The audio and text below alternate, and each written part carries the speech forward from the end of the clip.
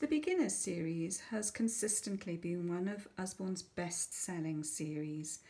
It's very popular not only with kids but also with school librarians and teachers. When a school librarian is looking at a first information book, which is what these are, she'll be looking for some very specific design attributes that make for a good information book. She'll be looking for a short table of contents at the front so that kids can learn how to locate information within a book.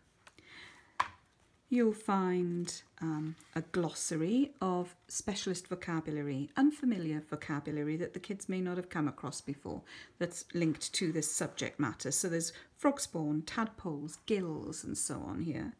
And then we've thrown in some websites to visit, which may include videos, puzzles, all sorts of different things, word searches, and lastly, a concise alphabetical index, because that's another skill you have to learn, looking up information alphabetically.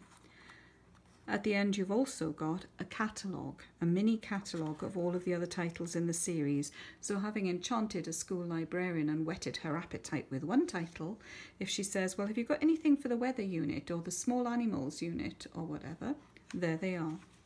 Now, if you look at the text, it's clearly written, every page is beautifully illustrated, and they have broken up the text into small bite-sized chunks so that a child is not confronted with an overwhelming, intimidating block of text. They may be ready for harder words, their reading level may be pretty good, but their reading stamina might not be so good, so this is a friendly way of presenting things.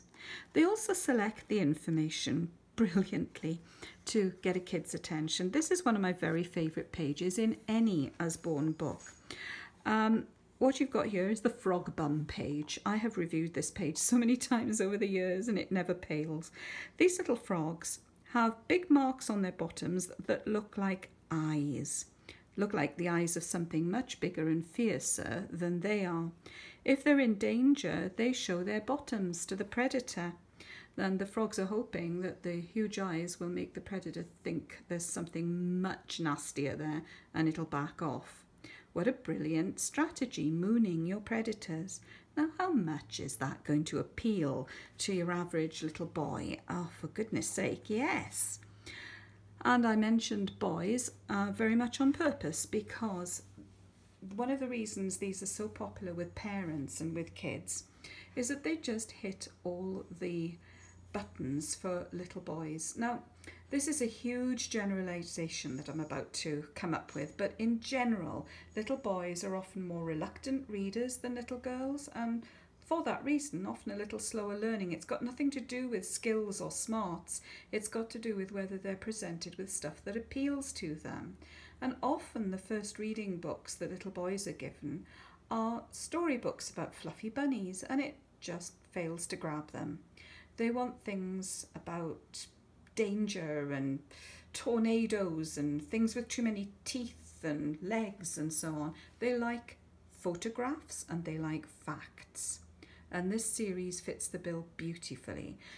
If you mention all of that when you're talking to doing a party talk or talking to parents, you will see heads nod when you say that, because parents recognise the truth of that for their own boys, and that helps to build their confidence in your knowledge and the recommendations you're going to give.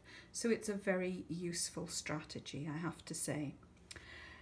So one of my very favourite series, it does extend downwards, the first Beginners series, and then upwards to Beginners Plus, and I'll cover those in a separate video. Some of the other niches which they fill nicely are for kids perhaps who are reading a little behind. Say you're in grade 6 and you're doing an astronomy unit. There are going to be kids of every ability level in a grade 6 class, and while some kids may be ready for our big astronomy and space book, others might benefit from looking at our Sun, Moon and Stars title in the Beginners series. It might be a grade 2 level reader, but it is very information rich and it will give them something that they can still appreciate and learn from. The other area is ELL, English Language Learners, Second Language. A nice thing about information books is that they tend to stick to very simple verb tenses. You're not going to get complicated constructions like he would have been doing that, or he had done this previously, or we would like to. They're going to tend to stick to present and preterit, that's past tense. And that is so helpful when you're learning a foreign language. And of course, the beautiful pictures support comprehension.